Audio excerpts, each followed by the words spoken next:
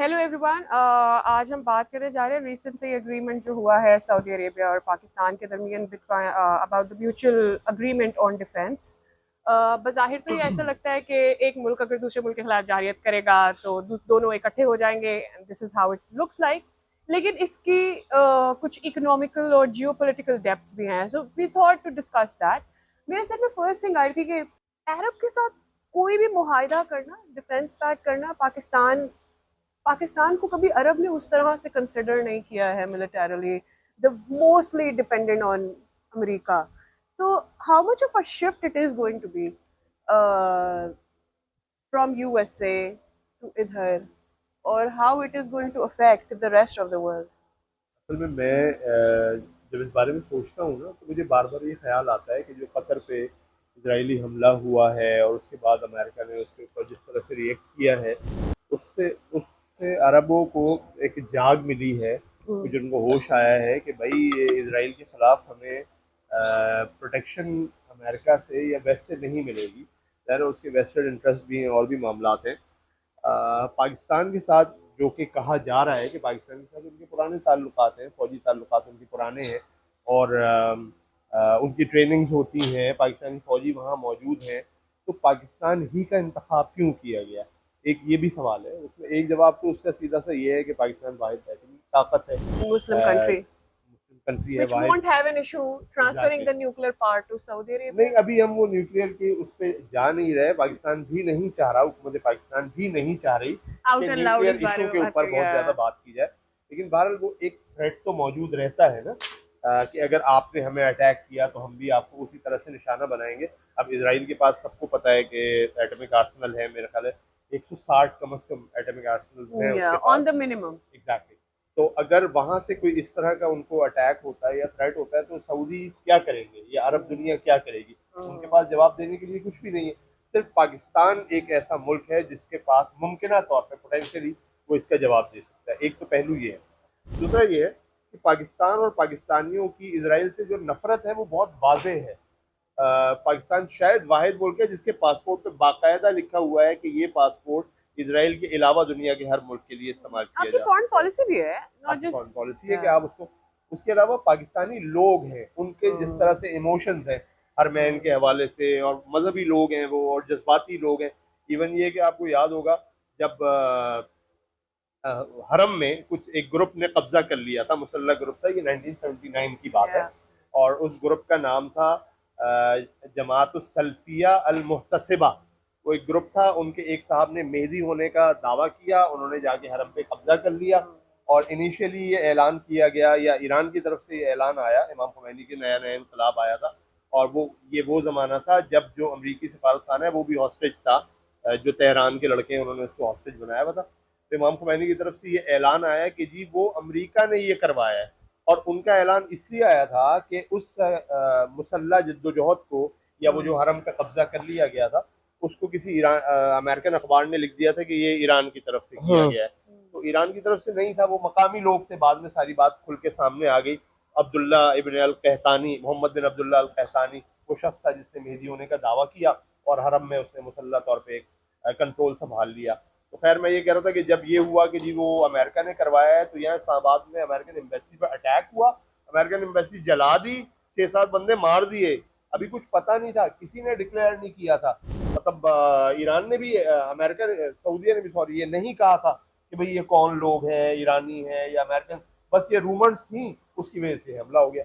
तो पाकिस्तानियों की एक जो जज्बातियत है वो शायद, मुझे ऐसा लगता है, वो अरबों से भी ज्यादा है। मतलब जो सऊदीज बैठे हुए हैं जिनका वहाँ कंट्रोल है हरम पे, हरम के लिए जो जज्बाती उनकी अकीदत है, ये जज्बाती जो कनेक्शन है, वो पाकिस्तानियों का उससे भी ज्यादा है। एक तो बुनियादी वजह ये है, घर की मुर्गी दाल दाल बराबर उनके अपने यहाँ है। वो उस तरह के तकद्दुसात में भी नहीं पढ़ते। हमने सुना है कि जी वो कुरान भी जमीन पर रख देते हैं, पाकिस्तानी ऐसा नहीं करते। तो पाकिस्तानियों को हमारा, हाँ, जज्बाती कल्चर, वाबस्तगी बहुत रिचुअल, है। Religious culture exactly. एंड। तो उनको उनको भी ये एहसास होगा कि पाकिस्तानी फौजी अगर लड़ेंगे यहाँ आके तो वो दीवाना वाल लड़ेंगे। मतलब आप अपने सऊदीज पे शायद इतना भरोसा नहीं कर सकते कि उनका इतना इमोशनल कनेक्शन आई नहीं थिंक होगा एक्सपर्टीज भी है जितना ना। पाकिस्तानी। एक्सपर्टीज भी है, एक्सपर्टीज शायद तुर्की की भी है बहुत अच्छी, और भी मुल्कों की मुमकिन तौर पर हो सकती है।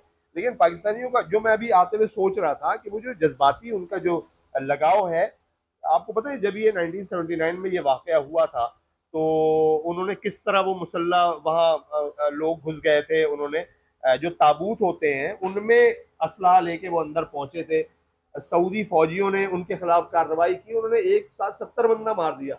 मतलब ये होंगे कुछ 400-500 लोग होंगे जिन्होंने दावा किया था कि भाई एक इमाम मेहदी हैं, हम उनके साथी हैं, और उन्होंने पूरे हरम के ऊपर कब्जा कर लिया, अपने लोगों को उन्होंने मीनारों पे चढ़ा दिया। तो पहले सऊदी फौज गई थी, पहले मेरे ख्याल है पुलिस गई थी, लोकल पुलिस गई थी, उन्होंने वहां से उनको ताक ताक के निशाने मारे, पुलिस मार दी, 70-80 बंदा मार दिया सऊदियों का। फिर इन्होंने वो शाही गार्ड जो है, उनकी स्पेशल गार्ड है, वो उस जमाने में इनकी सऊदी फौज से भी ज्यादा ट्रेंड थी, उसको भेजा, वो भी कुछ नहीं कर सके। फिर अमेरिकन से कहा, बल्कि अमेरिकन ये दिलचस्प बात यह है कि हरम में कोई गैर मुस्लिम आ नहीं सकता, आपको पता है कि भाई वो कुफार नजस है तो वो नहीं आ सकते, ये एक मजहबी वो है थ्योरी है। तो अमेरिकन आ नहीं सकते थे, तो मैंने कहीं पढ़ा कि वो आर्जी तौर पे कुछ अमेरिकन को मुसलमान कर लिया गया था, क्योंकि फतवा ये था। तो वो अमेरिकन आए, फिर उसके बाद फ्रेंच आए, कुछ भी नहीं हुआ। फिर पाकिस्तानी कमांडोज गए, अल्टीमेटली वो पाकिस्तानी कमांडोज अंदर ज़िया-उल-हक गए, की उन्होंने लीड कर में। नहीं, ज़िया-उल-हक आई डोंट नो, ज़िया-उल-हक वो था, is 70s, तारिक महमूद था, after तारिक महमूद 70s एक मेरे कमांडो ख्याल था। में, बाद लोग कहते हैं परवेज मुशर्रफ भी थे, लेकिन ये बात सही नहीं है, ये 1979 है, yeah, 80s that के was करीब after ना। Zia, I think. Yeah, नहीं नहीं नहीं, ज़िया था उस वक्त 80s में गया था। नया नया ईरानी इनकलाब आया था, उसमें इमाम खुमैनी आए थे। तो खैर वो जब पाकिस्तानी कमांडोज गए तो वो मामला खत्म हुआ, वो मर गया था, इमाम मेहदी मर गए थे, और जो दूसरे बंदे थे उनको गिरफ्तार कर लिया था। तो उनका ये एक जो पाकिस्तानी फौज पे, पाकिस्तानी कमांडोज पे एक भरोसा है, ये पुराना है, मतलब आज का नहीं है। अच्छा, उनकी एक वो भी तो थी ना, for the mutual defence of gulf के लिए व्हेन दे टुक राहील शरीफ, वो भी हमें नहीं भूलना चाहिए। तो हाँ। दे हैव वक्तन फवक्तन they have trusted, but financially going with Pakistan, that's another thing. यानी इकोनॉमिकली पाकिस्तान की स्किल्स के ऊपर यूं रिलाई करना कि उसको अपना डिफेंस देना। देखो पहले क्या था कि they relied on USA, from USA to Pakistan it's altogether a different thing. मुझे ऐसा लगता है ये बहुत बड़ी बात है। और फिर मुझे ऐसा लगता है it's more of a betrayal. मतलब ठीक है, ये टाइमिंग्स ऐसी हैं, कि हमें ऐसा लगेगा कि यार ये कतर पर हमले के बाद हो गया, लेकिन जब मैंने इस बारे में पढ़ा तो मुझे पता चला अच्छा this had been going on तकरीबन साल, बल्कि इससे ज्यादा भी ये पाइपलाइन में था। लेकिन दैट हैज, वो हम लोग एक बात, मैं मेरी एक सोच है, मुझे ऐसा लगता है कि जब भी इवेंट्स हो जाते हैं, जियो पॉलिटिक्स जो होती है ना, वो आपकी तब तब्दील होती है जब कोई इवेंट होता है। वो पहले से स्ट्रैटेजी जो होती है वो एक अलग होती है, but after any particular event आपकी जो जियो स्ट्रेटेजिक सिचुएशन है वो तब्दील हो जाती है। फॉर एग्जाम्पल, अमेरिका जो है वो ईरान को सैंक्शंस लगाता है, सही है, वो क्या करता है, वो उसका ब्रिक्स के ऊपर रिलाई बढ़ा देता है, एंड वहां से उनकी जो ट्रेड है वो चलती रहती है। दैट इज वाई ईरान बिल्कुल जो है वो क्या कहना चाहिए, वैक्यूम नहीं हो जाता, उसका बंद नहीं हो, आइसोलेट नहीं हो जाता, would be the right word. इसी तरह से पाकिस्तान इंडिया की जंग होती है, Pakistan happen to down there 6 तैयारे, एंड व्हाट हैपेंड, उसके बाद पाकिस्तान की तरफ जो ओवरऑल सिचुएशन है इस खत्ते में हो गया, अमेरिका का जो बात हम कर रहे हैं उसमें भी चेंज हो जाता है। इंडिया के ऊपर टैरिफ लगाता है अमेरिका, और क्या होता है कि यूनाइटेड नेशंस की वो होती है, इजलास होता है, और उसके अंदर फलस्तीन को सपोर्ट करता है India for the first time. वो obviously for the longer run मे भी नहीं होगा, वो इसलिए होगा जो just threat USA that this is what we can do, but एक शिफ्ट नजर आता है। इसी तरह से जब दोहा में इसराइल की जानिब से हमला किया जाता है, तो that also makes a shift कि यार आपने वहां बिट्रेयल किया कतर के साथ, आपने उनके साथ एक मुआहदा तय किया हुआ था कि भाई आप उनकी जिम्मेदारी लेंगे उनके डिफेंस की, but you did not no. उससे बढ़कर ये हुआ कि भाई वहां पर तैयारों की फ्यूलिंग हुई, वहां पर तैयारों ने कैसे आके मार दिया, वो अमेरिका को पता था नहीं पता था, उसके अप्रूवल के बगैर कैसा हो गया। तो ये था, which takes me back to, अगर आपको याद हो, सूस कैनाल वाला जो हुआ था, उसमें it was France, Britain and Israel, right, Egypt के ऊपर जब हमला हुआ, उस टाइम पे सोवियत यूनियन एंड यूएसए केम इन, और आपको पता चला कि अच्छा ठीक है अब यूरोप की हेजेमनी खत्म हो गई है, अब दो नई पावर्स हैं, that is USA and Soviet union, right. और वो एक इवेंट था जहां से फिर एक आपकी जियो स्ट्रेटेजिक सिचुएशन चेंज हुई, जहां से पता चला कि अच्छा जी यूरोप अब कुछ नहीं है, अब अमेरिका और सोवियत यूनियन है। दैट इज हाउ वो सूज कैनाल वाला मामला हुआ, and Britain and France has to move back from there. इसी तरह से अब हम बार बार ये बात कर रहे हैं आफ्टर द पाकिस्तान इंडिया, ये बहुत ज्यादा वॉर के बाद जिक्र हो रहा है कि जी आपका जो सिचुएशन है, आपकी जो दुनिया है वो बाइपोलर नहीं रही है, वो मल्टीपोलर हो गई है। कहने का मकसद ये है, अब वाई अमेरिका से इस तरफ सऊदी अरेबिया शिफ्ट, गल्फ इस तरफ शिफ्ट करेगा, सऊदी अरब के इस तरफ के झुकाव से बाकी की गल्फ कंट्रीज किस तरह से बिहेव करेंगी, and at the same time इसके पीछे कौन है, इसके पीछे किसको फायदा हो सकता है। G20 का ना इजलास हुआ था 2023 में, उसमें एक है IMEC, यानी it is India middle east corridor, जो बेसिकली चाइना की मैन्युफैक्चरिंग को अफेक्ट करना था उसका काम, और इंडिया को ऐसी जगह लाकर खड़ा करना था कि इंडिया को रास्ता मिल सके, कॉरिडोर मिल सके टुवर्ड्स यूरोप थ्रू गल्फ। ठीक है, अब इंडिया जो है वो रिलाई कर रहा होता है, मुझे एग्जैक्टली नहीं, लेकिन 18-19% बिजली सऊदी अरब से बन के जाती है उनकी। एक तो ये है, फिर वो कॉरिडोर बन रहा था। ठीक है, तो एक पॉलिटिकल ट्रस्ट काइंड ऑफ होता है। मुझे तुमने ग्रिड्स की बात की है ना, वो इसमें इम्पोर्टेंट मुझे लगता है। लेट मी फिनिश ये वाला पार्ट ना, IMEC वाला पार्ट। अब मसला ये हो गया कि अब सब ये हैरान हो रहे हैं कि इट्स नॉट कि, हालांकि अभी मेरे ख्याल में सऊदी अरब का ये बयान भी आया है कि भाई हमारा इंडिया के साथ, पाकिस्तान के साथ हमारा म्यूचुअल पैक्ट हो जाने का मतलब इंडिया के साथ हमारे रिलेशंस खराब होने का नहीं है। बट द पॉइंट इज कि है तो राइवल ना, पाकिस्तान को खतरा किससे है? पाकिस्तान को इंडिया से ही खतरा रहता है। तो जब आप ये म्यूचुअल पैक्ट साइन करते हैं कि भाई कोई भी मुल्क अगर पाकिस्तान के खिलाफ जारियत करेगा तो सऊदी अरब उसके साथ देगा, that means Saudi are going to be with Pakistan, right? That actually means कि जो इकोनॉमिक हेल्प पाकिस्तान को वहां से मिल रही होगी, वो पाकिस्तान को रेडी करेगी ना वो हथियार हासिल करने में या और बहुत सारी चीजों में स्टेबल अपने आप को करने में, तो वो एक रहेगा इंडिया के लिए। डज दैट मीन कि वो जो, अच्छा एक वो भी चीज है, आपने खड़ा किसके लिए, इंडिया को किसके अगेंस्ट खड़ा कर रहे थे? आप चाइना के अगेंस्ट खड़ा कर रहे थे, राइट? अब चाइना ने जिस दिन ये मुआहिदा तय पाया, मैं पढ़ रही थी, उससे पहले एक वॉलेट है जो डिजिटल वॉलेट होता है, वो वहां लॉन्च किया है, विच इज एलीपे के नाम से। सही है, तो उसको भी लोग बोले कि यार ये टाइमिंग बड़ी अच्छी है, एक दिन पहले वो वहां पे वॉलेट आपका लॉन्च होता है, अगले दिन आपका पैक साइन हो जाता है, विच मीन्स कि भाई आपका जो 81% तो हम किस पर रिलाई कर रहे हैं? चाइना के असले पर रिलाई कर रहे हैं ना।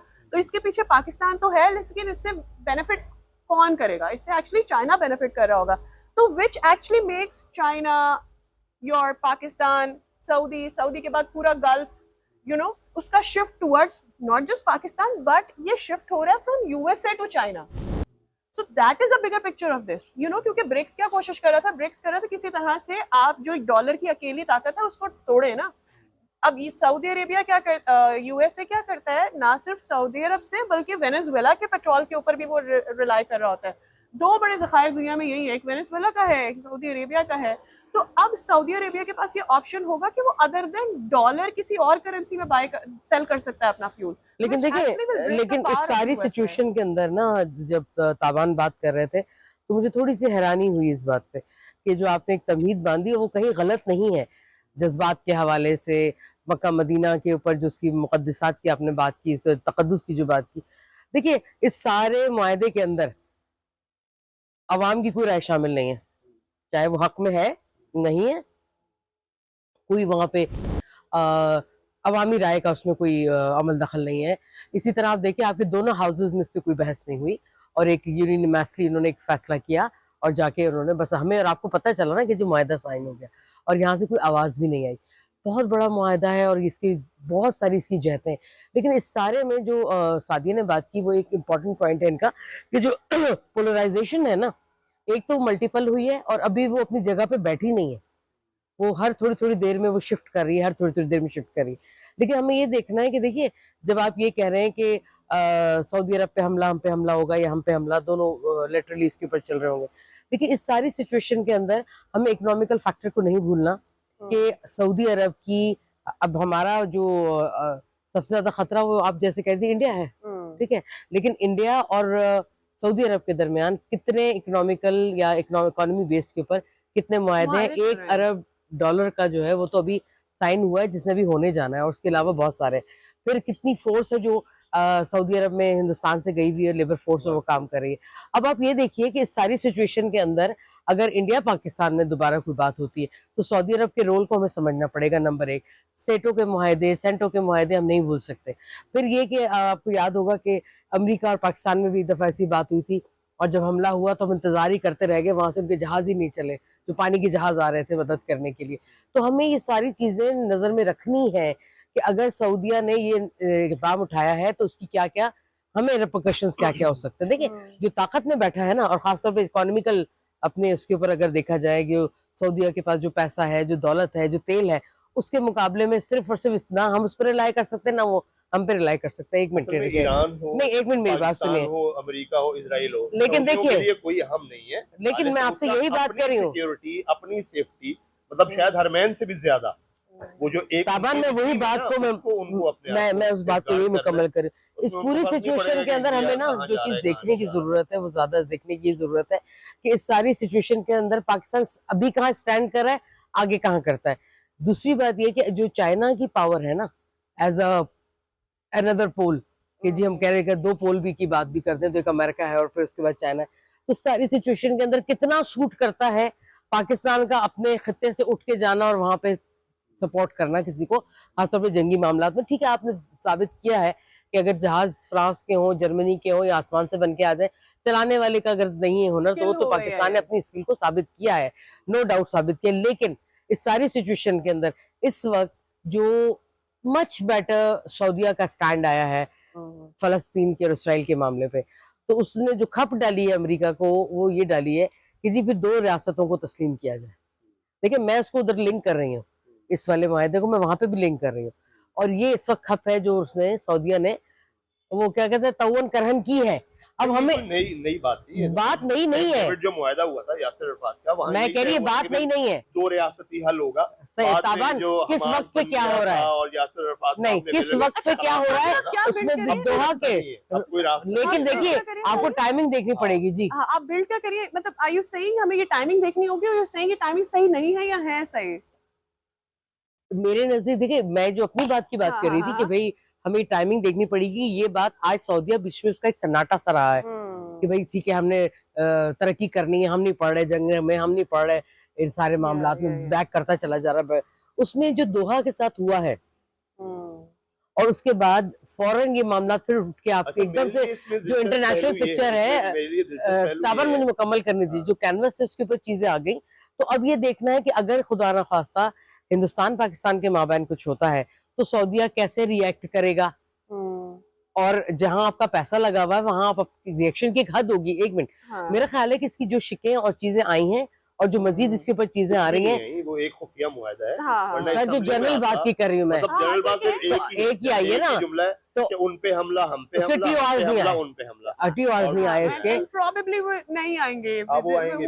हाँ अच्छा मुझे क्या लग रहा है, लेकिन इंटरनेशनल कम्युनिटी तो उछालेगी ना इस बात को, वहां से आपको पता चल जाएगा कि क्या होगा। आज सुबह मेरी आंख खुली है, आई वाज रीडिंग समथिंग और उसमें लिखा हुआ था कि कल एक उनकी प्रेस ब्रीफ हुई है, और उस प्रेस यूएसए की प्रेस ब्रीफ हुई है, उस प्रेस ब्रीफ में उन्होंने पाकिस्तान से ये मुतालबा किया है कि आपकी मिलिट्री के जो भी एक्सपेंसेस हैं और जो उनके एक्सपेंसेस हैं और जो वो हासिल कर रही है गवर्नमेंट से, और वो उन एक्सपेंसेस से यानी उस पैसे से वो क्या ले रही है, वो अपने पार्लियामेंट में डिस्कस की जाए, उसको बहस का हिस्सा बनाया जाए, ताकि इसके अंदर कैसे मुतालबा कर सकते हैं, ये पाकिस्तान का इंटरनल इशू है, वो तो अमेरिका आईएमएफ के जरिए करवा सकते हैं। अरे भाई उनका बयान आया है, उनका प्रेस ब्रीफ, या इससे पहले क्या होगा कि पाकिस्तान कहेगा ये हमारा दाखिली मामला है। Yes, so I say no, let me finish what I was saying. तो अमेरिका को तकलीफ होने लगी है, जो काफी सारे, अच्छा मेरा अपना भी एनालिसिस, तुम्हारा पॉइंट ये था, मैं तुम्हारी बात पे आऊंगा कि भाई ये अमेरिका की रजामंदी से हुआ है, जो हम 2 दिन पहले बात कर रहे थे, तुम्हारा ख्याल था कि अमेरिका की, मुझे क्योंकि अमेरिका ऐसा कुछ नहीं होने देगा जो उसको नुकसान पहुंचाए, क्योंकि अब सऊदी पैसे से पाकिस्तान अमेरिकी असला और खरीद, ये मेरा उस दिन पॉइंट था, बट आई हुसैन हक्कानी ने भी कहा था, हुसैन हक्कानी ने ट्वीट किया। अच्छा I did not read his tweet, लेकिन मुझे ऐसा लगा था कि यार मतलब देखें, अगर एक मुल्क सऊदी अरब जो है वो यूएसए के अगेंस्ट नहीं जा पा रहा था, सो मच सो कि आपने अब्राहम अकॉर्ड साइन कर दिया। मेरा अपना असेसमेंट ये है कि Abraham Accord was the most silliest thing Gulf entered into, सही है, इंक्लूड अपनी में जियो स्ट्रेटेजिक अकॉर्ड में है क्या, मैंने कई लोगों से पूछा, मुझे समझ नहीं आ रहा क्या है अब्राहम अकॉर्ड का मतलब ये था कि भाई आपका जो यूएस से जहाँ पर ज्यादातर समझा जाता है कि वो बाइबल पे ओथ लेते हैं, तो Christian kind of a thing, and आपका जो पे। गल्फ है that's Quran, and so all the countries और Israel, all the countries who follow sharia या फिर वो उसकी अहले किताब जितने हैं इब्राहिम के रिलीजन जो है, ट्रेड का, ठीक है ना, वो कॉन्ट्रैक्ट था आपका ट्रेड का, ऑब्वियसली ट्रेड का था। लेकिन देखिए ये आम नहीं है, ये आम बात नहीं है। यरूशलेम या बैतुल मक़दस को कौन कंट्रोल करेगा, ऐसी भी कोई बात है उसके अंदर? मेरे ख्याल में वो डिटेल्स या कभी भी two सामने state- नहीं आई है, two not state- anybody has, वही ना, हमें कुछ पता ही नहीं। हाँ। क्या 2 नेशन या 2 स्टेट का कोई हल है उसके अंदर इब्राहिम का? या उसके अंदर, अच्छा उसके ऊपर, हाँ, वो है अच्छा उसके क्या? ऊपर क्लियरेंस देने की 2 दफा कोशिश भी की from Saudi Arab as well, they came clearance के जी इसके ऊपर it doesn't has anything to do with Jerusalem, इसके ऊपर उससे कुछ लेना देना नहीं है, वो एक अलग है, but it is basic trade मुआहिदा बिटवीन द 3 कंट्रीज और कॉरिडोर्स के ऊपर बात है, विच आई डिसएग्री विद, लेकिन बहरहाल चले ये है जो सरफेस पर है, बिल्कुल उसी तरह से जो हमारा पाकिस्तान सऊदी अरब का म्यूचुअल पैक्ट है। कॉरिडोर हो, बिजनेस हो रहे हो, अमन हो जाए, लोगों के लिए फायदेमंद। लेकिन इस तरह के मुआहदे में आप लोगों को नहीं लगता कि जो टर्की का जरा परे परे रहना या उसको रखना, इस जो सऊदीया और पाकिस्तान के साथ जो मुआहदा हुआ है, तो टर्की का बड़ा रोल है, उनकी भी जो जंगी सलाहियतें हैं, जो उनके पास चीजें हैं और जो ताकत है, वो पाकिस्तान से कई जगह दुगना डिफरेंट है। तुर्की और सऊदी अरब में ना ये भी एक टकराव है कि खास तौर पे तैयब अर्दोगान वाले एपिसोड, यानी उसके आने के बाद से तुर्की समझता है कि भाई खलीफतुल मुस्लिमीन हम हैं, सऊदी समझते हैं कि भाई हम इस्लामिक दुनिया के लीडर हम हैं। उन दोनों में ये भी एक थोड़ा सा अच्छा, वो अपनी जगह मौजूद है, लेकिन देखिए क्या रोल रहा है टर्की का और क्या रोल रहा है अगेंस्ट इसराइल मिस्र का, ये भी बड़ा इंपॉर्टेंट है, क्योंकि स्विस, एक मिनट, जो स्विस कैनाल है उसके ऊपर जब जमाल नासिर वाला जो अदवार थे, उसको थोड़ा सा अगर आप स्टडी करें, इट्स वेरी इंटरेस्टिंग कि क्या हुआ था। बीच में एक ऐसा पैच गुजरा कि 8 साल इजराइल जो है वो स्विस कैनाल के जो भी मामला थे उसमें उस पर पाबंदी थी कि वो कुछ नहीं कर सका। तो जो गजा पे और उसके भी नॉर्थ की तरफ जितना ये बॉम्बिंग और ये सब, मैं अक्सर जैसे कल मैंने परसों बल्कि ये डिबेट मैंने अपने घर में शुरू की, और मेरे यंग जो बच्चे हैं अतराफ में फैमिली में या जरा जज्बाती किस्म के लोग हैं, उनसे मैंने पूछा कि पूरे पैलेस्टाइन में गजा और गजा के अंदर ये जो नॉर्थ बैंक है, इसी के ऊपर सबसे ज्यादा हमला क्यों हो रहा है। इमेजिन करो कि 90% को पता भी नहीं था, और वो कहते इससे इसका क्या लेना देना। तो ये बहुत इंपॉर्टेंट है कि गजा पे और उसके नॉर्थ पे हमला क्यों हो रहा है, ये लोगों में क्लियर होनी चाहिए बात एक। और इस पूरी सिचुएशन के अंदर देखिए इसराइल अभी भी बहुत और मामलात में बड़ा पावरफुल है, लेकिन अगर ये सारी जो जिस यूनिटी ने नहीं होना मुझे नजर नहीं आ रही, इस्लामिक ब्लॉक आप कह लें उसको या मुस्लिम ब्लॉक आप कह लें, उस सारे के आगे अभी भी वो बड़ी पावर में खड़ा हुआ है। लेकिन क्या खौफ है और क्या ऐसी चीज है कि उसने जितना अपना पैसा लगाया है अपने जंगी मामलात के ऊपर, अपने दिफा के ऊपर, और जैसे आप कितने आर्सनल्स आज कह रहे थे इसराइल के पास है, इसराइल की बात कर रही हूँ मैं। देखो, एक मिनट पहले मेरी इजराइल, मुझे ये समझ में नहीं आ रहा, तुम शायद जरा रहनुमाई करो, मतलब मुझे ये जानने में दिलचस्पी है। ठीक है, वो फलस्तीन वाला समझ में आ रहा है, इजराइल ने कहा था कि हमें एक मुल्क चाहिए, पुरानी बात जब अमेरिकन और ये ढूंढ रहे थे यहूदियों के लिए अलग मुल्क, वो फलस्तीन पे उनका कब्जा हो गया। अब सऊदीया को या दूसरे अरब मुल्कों को उससे क्या थ्रेट है? क्या वो जो ग्रेटर इजराइल का जो एक थ्योरी है वो उसमें हकीकत है? कुछ प्रोफेसीज ऐसी हैं कि पूरे मिडल ईस्ट पे यहूदी कब्जा करेंगे, जो लगता है कि जी ये अच्छा इसराइल ये कहता है कि भाई सऊदी और अरबों को खतरा है। अगर वो फलस्तीन तक महदूद रहता है ये कुछ नहीं करेंगे, इनको कोई लेना। मुझे ऐसा लगता है कि ना, तो आपको लग रहा है कि दोहा वाले मामले से ये खतरा अलार्म की तरह है? अटैक किया है दोहा में, उन्होंने दोहा पे अटैक नहीं किया, वो तो हमास लेकिन टेरिटरी तो दोहा की है ना। मैं वो जानना वो जो भी है, वो कह रहे हैं जहां भी हमास होगा हम मारेंगे, जैसे उसामा पाकिस्तान में था उन्होंने मार दिया, तो वो ये कह रहा है। लेकिन उनकी प्रोफेसीज क्या कहती हैं? क्या ये वाकई कोई, या ये ऐसे ही लोगों ने उड़ाई हुई है हवाई बात? अच्छा देखो, बिब्लिकली दे बिलीव के जो उनका प्रॉमिस लैंड है उसमें सीरिया आता है, उसमें लेबनान आता है, और आपका फलस्तीन वाला एरिया है, that's for the greater Israel that they talk about the promise land, जो बाइबल में जो अच्छा जब ओल्ड टेस्टामेंट की बात कर रही हूं, जब मोसेस को जब अच्छा वो कोई सिना के ऊपर जब मूसा गया ना, तो बाइबल के जो पुराना है क्या है, शरीयत की किताबें जो हैं उसमें वो कहता है कि भाई जब खुदा उसको लेकर चला गया और वो पहाड़ पर चला गया और खुदा ने उसको लैंड दिखाया कि ये सारा लैंड मैं तुम्हें दूंगा, सो दैट लैंड इंक्लूड्स आपका फलस्तीन का एरिया आ जाता है, आपका लेबनान आ जाता है, आपका सीरिया आ जाता है। लेकिन बात यह है कि वो क्या है फलस्तीन किसको, एक तो वो जो आपका मेडिटेरेनियन सी है, ठीक है, वो एक पैसेज है, वो जगह उनको अपने लिए चाहिए, उसकी अपनी एक इम्पोर्टेंस है। फिर दे से कि जी उसकी एक मिनरल वैल्यू भी है कि उस जमीन के नीचे क्या है जो उनको वहां से निकालना है, उसकी सराउंडिंग्स में पानी में से वो क्या ले सकते हैं इसराइल अपने लिए, तो मुझे लगता है वो ज्यादा इम्पोर्टेंट है। लेकिन फिर मेरे जहन में आता है कि जो फलस्तीन का हाल इससे पहले था, जितना यूनाइटेड नेशन के मुल्क अब बल्कि ज्यादा उसको रिकॉग्नाइज करते हैं बनिस्बत उसके जो वो पहले था, तो मुझे ऐसा लगता है फलस्तीन इसराइल के पास तो हमेशा से ताकत थी ना, अगर वो उसको फायदा ही सिर्फ लेना था उस वे का, उस सी का उसको फायदा लेना था, वो वैसे भी ले सकता था। You know why kill all the people. तो मुझे ऐसा लगता है ये हाँ नजरिया जरूर है, they want to start it from the जो उनका बॉर्डर है, यानी जहां वेस्ट बैंक का जो एरिया है सबसे पहले वो उसको हासिल करना चाहते हैं। एंड आई एम श्योर उसके बाद अगर वो कामयाब हो जाते हैं, they will try to go for Lebanon, they will try to go for Syria as well. At the moment मुझे ऐसा लगता है कहीं ना कहीं कतर और सऊदी अरब को ये तसल्ली थी कि भाई आपने हमारे मुल्क से जो तेल लेके जा रहे हैं और उसके बाद जो आपने हमें कहा हुआ है कि भाई आप हमारी हिफाजत करेंगे, दे एक्चुअली बिलीव कि यूएसए उनकी हिफाजत करेगा। तो उनको ये तो पता था कि इसराइल कभी भी शायद सका नहीं हो सकता गल्फ एरिया का, लेकिन उनको ऐसा लगता था कि USA will never let that happen. मुझे ऐसा लगता है नाउ दैट अब जब ये कतर के ऊपर हमला हुआ है, मतलब सबसे बड़ी एयरबेस है यूएसए की, उनके इस मुल्क में है, वो कतर में है, तो मतलब वो ये कहते हैं हाँ ठीक है हमें पता था, but it's not even like actually accepting कि यार हमारी एमा के ऊपर इसराइल ने वहां पर हमला किया ना। तो मुझे ऐसा लगता है ये उनके लिए अपनी हिस्ट्री का सबसे बड़ा बिट्रेयल है जो वो नहीं एक्सपेक्ट कर रहे थे। दूसरी चीज ये है भाई आप जितना भी बड़ा किंगडम हो जाए, जितना बड़ा एहतजाज इस दफा मैंने कतर में देखा, आज से पहले मैंने तो नहीं कतर में देखा, तो मुझे ऐसा लगता है कि ठीक है वो किंगडम है, लेकिन उनको ये डर है कि भाई आपकी जो रियाया है वो अब अवेकन है, वो सोई भी नहीं पड़ी है, दुनिया बदल गई है। मतलब ऐसे हमने जो नेपाल में होते हुए देखा, हमने जो भूटान में देखा था, एग्जैक्टली आपने जो श्रीलंका में होते देखा, हमने जो बांग्लादेश में होते हुए देखा, दैट्स फॉर द गवर्नमेंट्स जहां पर हम बात करते हैं कि पॉलिटिकली लाइव ही हुकूमत है। और इसमें अगर किंगडम्स होंगे तो थोड़ा तो उसका फर्क होगा। सो प्रोबेबली उन्होंने वो चीजें देखी नहीं है, उन्हें वो भी एड्रेस तो करनी है। लेकिन मैं आपने जितनी बात की इसमें एक चीज और ऐड कर दीजिए कि जो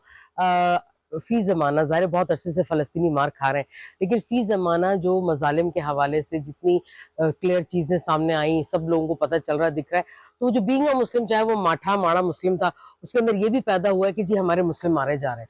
जो आपने सारी बात की ना, कतर की और दोहा की और इन सारे लोगों ममालिक के अंदर जहाँ पे अपने मुल्क के ऊपर प्रेशर बढ़ रहा है, डेफिनेटली देखिए ये खबरें हम तक नहीं आती, वहाँ पे भी तो ये सारे मीडिया के मामलात हैं, लेकिन प्रेशर तो लोगों को मौजूद है ना, जो अपनी हुकूमतों पे ये प्रेशर डालना चाहते हैं, ये चाह रहे हैं कि जी वो कोई ना कोई इजराइल के खिलाफ ऐसा कदम उठाए। इस सिचुएशन में मुझे लगता है कि जो लोगों का प्रेशर था उसको एक खिड़की दे दी जहां से वो ये वाली आवाज बाहर तक निकाल रहे हैं कि जी आओ ना अब देखो क्या होगा। और आपका क्या ख्याल है कि ईरान, सऊदी अरब, इन सारे ममालिक ने जितना दबा के अपनी आवाम को रखा हुआ इस मामला में, तो अंदर कुछ हलचल नहीं हो रही होगी? तो मुझे लगता है कि शायद ये सारी सिचुएशन में तो मैं यही आपसे कह रही हूँ कि क्या वजह बनी नीचे लाने की, जब उन जो अपनी ताबान वाली बात है कि जब उनकी जात पे थ्रेट आ रहा है, जब उनको लगा कि जी कुछ सिक्योरिटी वाली, यानी इससे ज्यादा बेवकूफाना कोई स्टेटमेंट क्या हो सकता था कि व्हाइट हाउस या सदर कह रहे हैं आपके ट्रम्प साहब के जी मुझे तो पता ही नहीं चला और उसने उठ के हमला कर दिया इसराइल ने।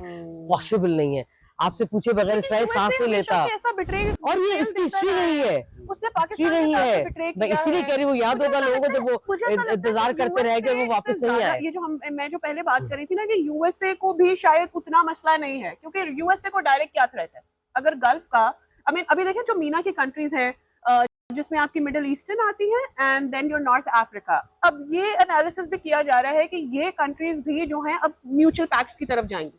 ऐसा नहीं कि पाकिस्तान की तरफ पैक्ट्स की तरफ जाएंगे, लेकिन म्यूचुअल पैक्ट्स की तरफ जाएगी।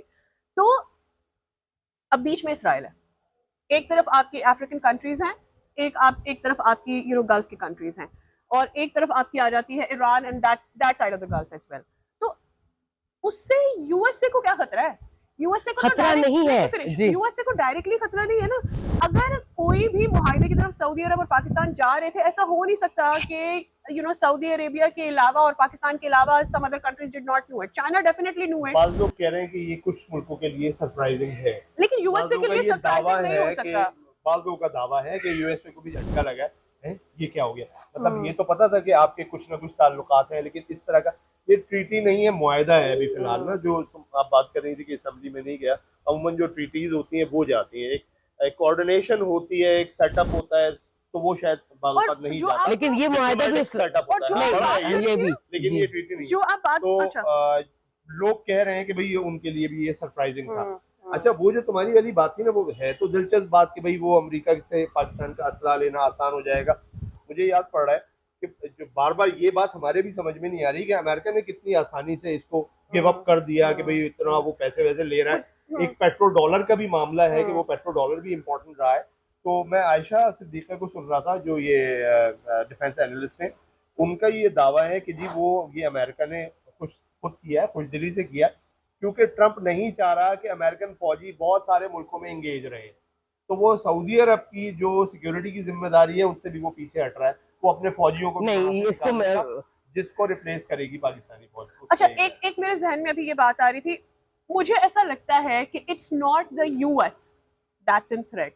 यूएस अगर विड्रॉ करना भी चाहे तो कर ले, उनका इकोनॉमिकल मामला है। No, but just generally saying, उस तरह से एक्चुअली ये थ्रेट किसके लिए है? ये इसराइल के लिए थ्रेट है, पाकिस्तान वाला मामला। हाँ, तो exactly. इसराइल के लिए थ्रेट है, तो इसराइल से कंसिस्टेंटली प्रेशर रहेगा that how did you allow Pakistan, क्योंकि इसराइल डायरेक्टली हमारे कोई डिप्लोमेटिक रिलेशंस है ही नहीं है ना पाकिस्तान के और इसराइल के, तो इसराइल क्या ही प्रेशर पुट कर सकता है। लेकिन एक ग्रुप है जो कि पूरे कोशिशों में लगा रहता है और मुख्तलिफ वक्तों में लगा रहा, उसमें एक्सचेंज प्रोग्राम भी आगे, लोग गालियां भी खा रहे हैं जो वहां पे लिए बस इतना ही फिलहाल। But let me finish. तो मुझे ऐसा लगता है कि the pressure is going to be from Israel on USA कि you can not allow Pakistan to have this relationship freely. लेकिन द थिंग इज कि भाई इतना हेविली जो है वो चाइना इन्फ्लुएंस कर गया है इन अराउंड, जैसे आपका ईरान हो गया, some other Gulf countries as well. तो मुझे, और फिर जो बिट्रेयल उनको यूएसए की तरफ से आया है, तो मुझे ऐसा लगता है कि अब यूएसए रोकना भी चाहे this to happen, they will not,